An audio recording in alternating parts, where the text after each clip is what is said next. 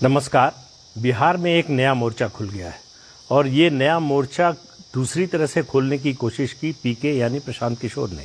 उनकी स्वराज यात्रा 2 अक्टूबर से शुरू हो गई है। पीके दरअसल प्रशांत किशोर बिहार में अपनी राजनीतिक ज़मीन तलाश रहे हैं। लंबे समय से उनकी कोशिश है कि वो जो इलेक्शन मैनेजमेंट का काम करते हैं उसको छोड़कर कहीं राजनीति में पहुँचे, उनका कोई मुकाम बने। लेकिन मुश्किल ये हो रही है कि जेडीयू में गए, वाइस प्रेसिडेंट बने राष्ट्रीय, वहाँ से उन्हें छोड़कर जाना पड़ा। फिर उन्हें उम्मीद थी कि शायद तृणमूल कांग्रेस में उनको जगह मिल जाएगी। ममता बनर्जी और अभिषेक बनर्जी के बीच में जो मतभेद थे उसके कारण उनको वहाँ से भी हटना पड़ा। अब उन्होंने जन स्वराज यात्रा शुरू की है जो 3,500 किलोमीटर की यात्रा है, बिहार तक सीमित है। उसके बाद उन्होंने कहा कि वो तय करेंगे कि उन्हें अपनी पार्टी बनाना है या नहीं, उनको किस तरह का रिस्पॉन्स मिलता है इसके आधार पर वो तय करेंगे। लेकिन उस यात्रा के शुरू होते ही विपक्ष जो है, विपक्ष कहें कि या सभी राजनीतिक दल बिहार के उन पर हमलावर हो गए। पहला हमला बोला ललन सिंह जो जेडीयू के अध्यक्ष हैं।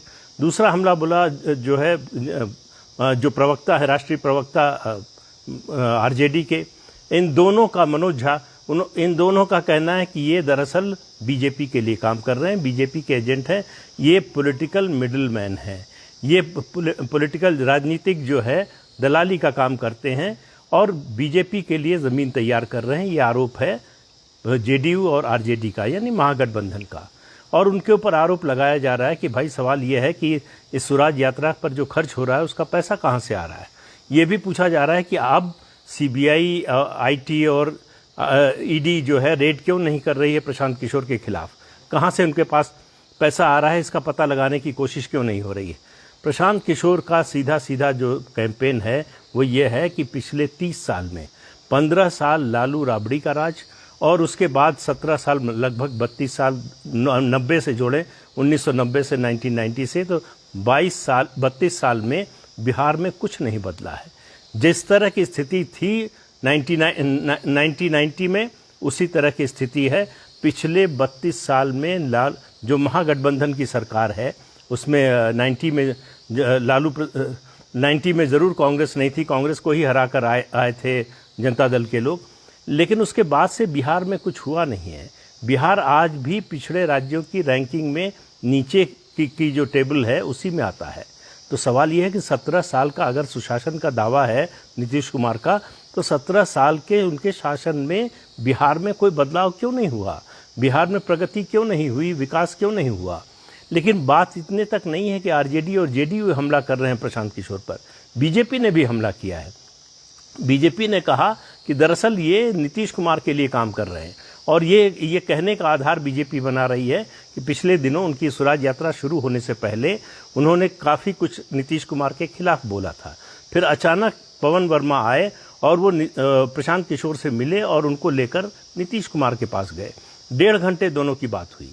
उसके बाद हालांकि सफाई दी प्रशांत किशोर ने कि उनका जो इरादा है वो बदलने वाला नहीं है, उसके आधार पर वो कोई अपने कार्यक्रम में परिवर्तन नहीं करने वाले हैं।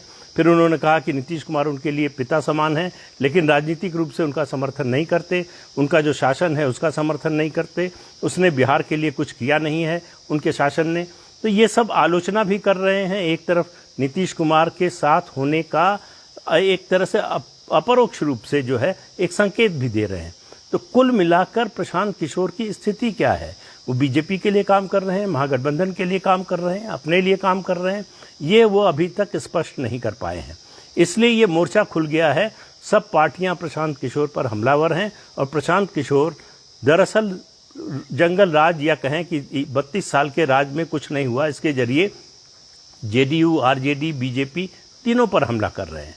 अब उनकी स्वराज यात्रा में किस तरह का समर्थन मिलता है, कौन लोग उनके साथ जुड़ते हैं, क्या किसी राजनीतिक दल से लोग निकलकर उनका समर्थन करने जाते हैं, ये सारे सवाल हैं जिनका जवाब आने वाले समय में मिलेगा।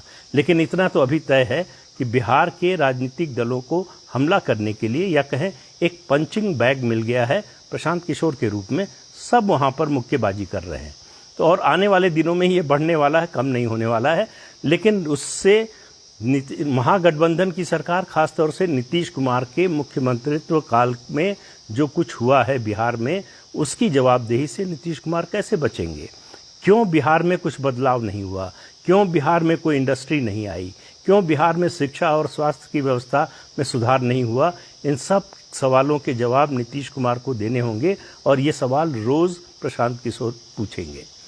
तो देखिए आगे आगे ये जो घटनाक्रम है क्या मोड़ लेता है। तो आज के अंक में इतना ही, अगले अंक में फिर मिलेंगे किसी नए मुद्दे के साथ। तब तक के लिए इजाज़त दीजिए, नमस्कार।